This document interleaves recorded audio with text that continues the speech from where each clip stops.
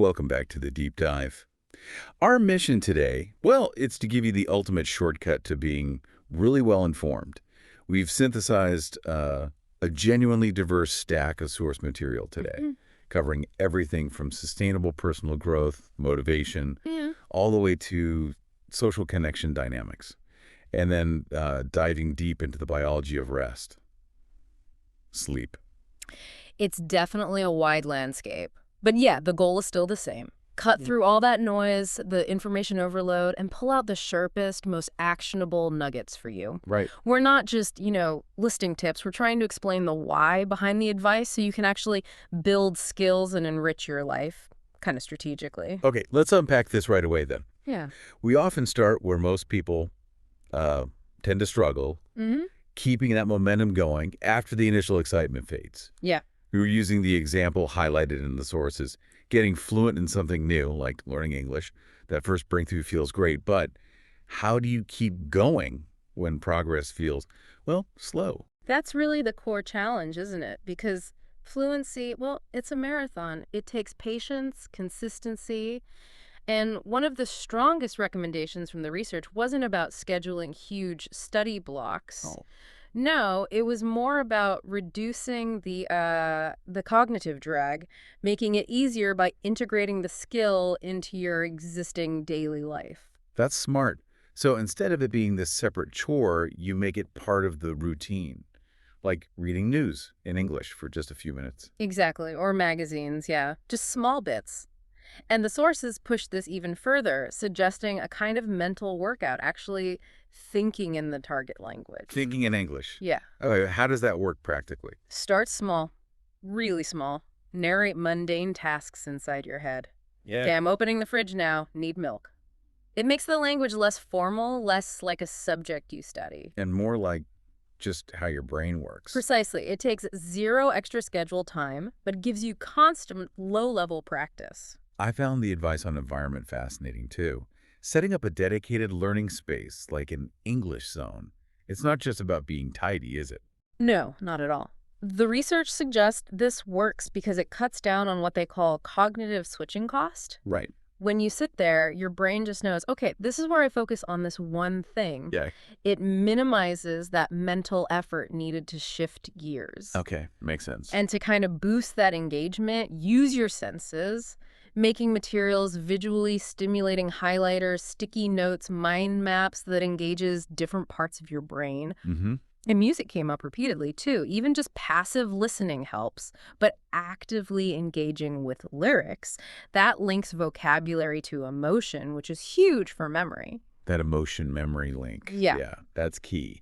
Now, a common motivation killer is that comparison trap. Yeah. Feeling like others are learning faster. What do the sources suggest for that? You basically have to be ruthless about focusing on your path, your own unique journey. The second you start comparing your chapter 2 to someone else's chapter 10, you Well, lose motivation. And remember, mistakes aren't failures. They're just feedback. Really valuable feedback guiding you. The advice was to actively find supportive, judgment-free places, online groups, language partners, specifically for speaking practice. because speaking is often the biggest hurdle. Often, yeah. It feels vulnerable. So finding that safe space is critical.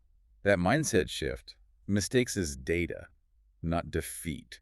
That's so important for growth in anything, really. Okay, let's connect this idea of progress to how we interact with others. Let's talk kindness.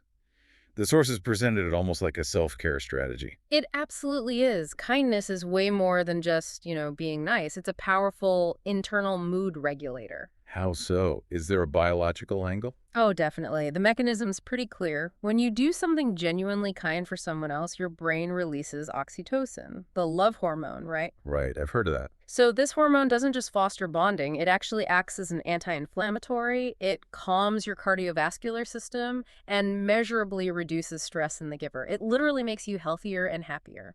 Wow, so it's not just a fuzzy feeling. It's a real neurochemical reaction. And we're not talking grand gestures necessarily. Not at all. Tiny daily acts. A genuine compliment. Holding a door. Offering support. And in this digital age, I thought the emphasis on tangible gestures was really interesting. Like what? Well, a handwritten thank you note, for instance, it was described as a gem in the material. A gem.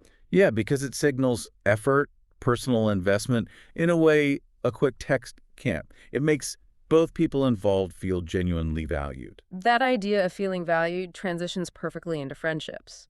The sources really stress that true friends offer something rare: deep support, plus the willingness to give gentle but necessary honesty. And that honesty, it's usually only possible if there's a vulnerability already established. Hmm. Sharing struggles, being real, that's what builds deep trust.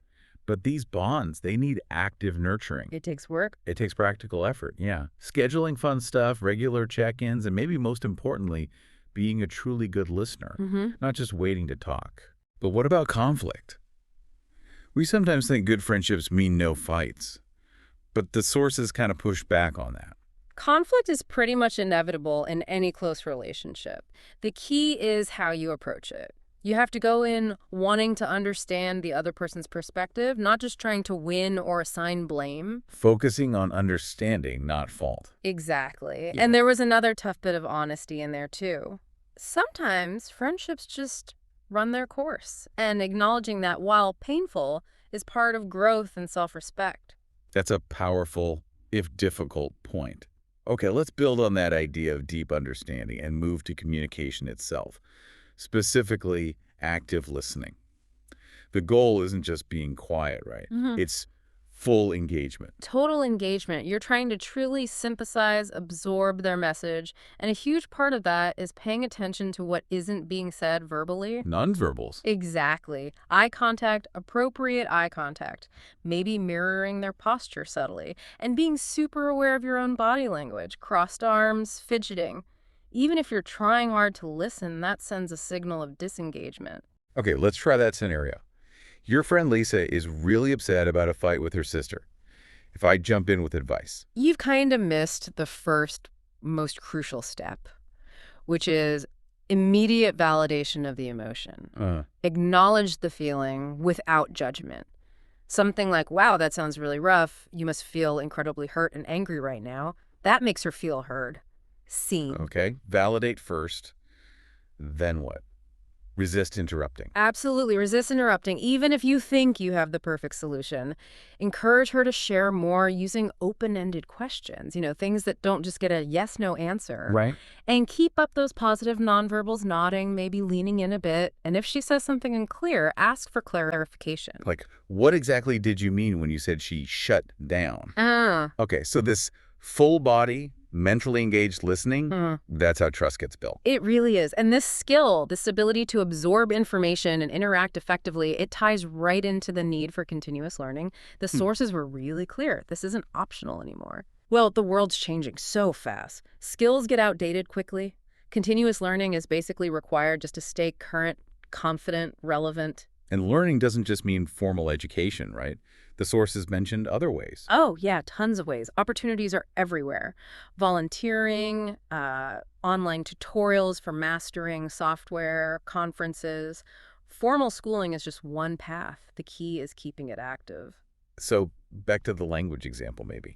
How do you keep vocabulary growing actively? Gamified tools came up a lot. Things like word games, Boggle, crosswords, or apps like Duolingo, Memrise. They use points, badges, that kind of thing. To provide that little dopamine hit, that positive reinforcement. Exactly. It makes the learning feel less like a chore and more sustainable, even fun. So what skills did the research identify as being most in demand right now? I assume tech stuff. Well, yeah, digital literacy, data analysis, those are huge, and not just in tech roles anymore. But honestly, the real gold standard, still the soft skills. Like leadership, teamwork. Precisely. Leadership, teamwork, communication, the stuff we've been talking about. Skills that are really hard, maybe impossible to automate. The strategy recommended is often start with the basics, find a mentor if you can, and use online communities. Learning's become much more collaborative, sort of crowdsourced. Okay, interesting. Let's pivot now to time management. The sources called it a superpower, letting you fit all this growth in without burning out, working smarter, not harder. But the big enemy is distraction. Oh, huge enemy. Especially digital distraction. The advice here was pretty hardcore, actually. Like what? Like implementing a full digital detox during focus time. Phone off, maybe use website blockers. You have to be absolutely ruthless with non-essential notifications. Every ping, every buzz, it breaks your concentration, and those breaks add up, costing you serious time. Okay, so eliminate distractions. Then how do you tackle the actual work? The mountain of tasks. You need a system for prioritizing. The research often points back to the urgent important matrix. You know that one. Vaguely. Remind me. You basically sort tasks into 4 boxes. Urgent and important, do these now. Not urgent but important, schedule these. Urgent but not important, delegate or minimize these if you can. And not urgent and not important, just eliminate them. Ah, The real trick, the goal, is to spend most of your time on the not urgent but important stuff. The long-term goals, the planning, the deep work. that framework helps focus on what really moves the needle. And speaking of importance, the sources also stress that breaks and holidays aren't, like, optional luxuries. No, they're crucial investments in your long-term productivity and well-being. You prevent burnout by strategically stepping away, refueling. That's a vital mindset shift. Okay, let's connect this to a big social hurdle for many, starting conversations with strangers. Especially tough if you're practicing a new language, maybe. Definitely intimidating. But it's framed as a learnable skill, not some innate talent. So it's about mindset again, shifting from pass-fail to just feedback. Exactly. See every interaction, successful or awkward, as just data. Feedback. Practical steps. Start simple. Observe your surroundings. Find some shared context. Like, wow, this cue is long, or that's an interesting painting. Perfect. Ask open-ended questions. Offer a genuine compliment. People usually respond well to that. And non-verbally, project confidence. Even if you have to fake it a bit at first, use a real smile and just be genuinely curious about the other person. And for those specifically trying to speak English without fear, the core issue is often that fear of mistakes, right? It's huge. The advice is to consciously shift your focus to the progress you've already made, however small, rather than dwelling on the gap between you and native fluency. Practical tips for managing that anxiety in the moment. Speak regularly, even if it's just to yourself initially. Record yourself. It sounds cringy, but it gives objective feedback. Use online resources. And sometimes just pay attention to your breathing. Slow, steady breath can really calm the physical anxiety symptoms before you start talking. Okay. All these strategies, learning, connecting, managing time, they all kind of depend on our basic foundation being solid. Which brings us to our final, deepest dive. The science of sleep. This isn't just feeling tired or rested. It's way more complex. That's the absolute critical takeaway. Sleep isn't passive. It's a highly active, dynamically regulated, complex biological process. It cycles mainly between 2 big categories: non-rapid eye movement, or NREM, and rapid eye movement, REM. Okay, NREM first. That's the physical rest part. Stage 1 is just drifting off. Right, stage 1 is that transition from wakefulness, brainwave slowdown. Stage 2 is deeper heart rate, body temp decrease, and it's characterized by these brief bursts of rapid brain activity called sleep spindles. Sleep spindles, what do they do? They're thought to be involved in memory processing, kind of consolidating things, but the most physically restorative phase is stage 3, deep sleep, also called slow wave sleep. That's where the heavy lifting happens physically. Yeah, growth hormone is released, tissues repair. It's the hardest stage to wake someone from. You feel groggy if you're pulled out of this. Then we cycle into REM sleep, called paradoxical sleep. Why paradoxical? Because, weirdly, your brain activity during REM looks almost identical to when you're fully awake and alert. Highly active. It's where most vivid dreaming happens. Then what's happening physically during REM? It's fascinating. Your eyes move rapidly, hence the name. Heart rate and breathing become irregular. But your large skeletal muscles, they experience near-complete paralysis. It's called atonia. Why paralysis? It's thought to be an evolutionary safety mechanism, stops you from physically acting out your dreams. Crucially, REM is vital for cognitive processing.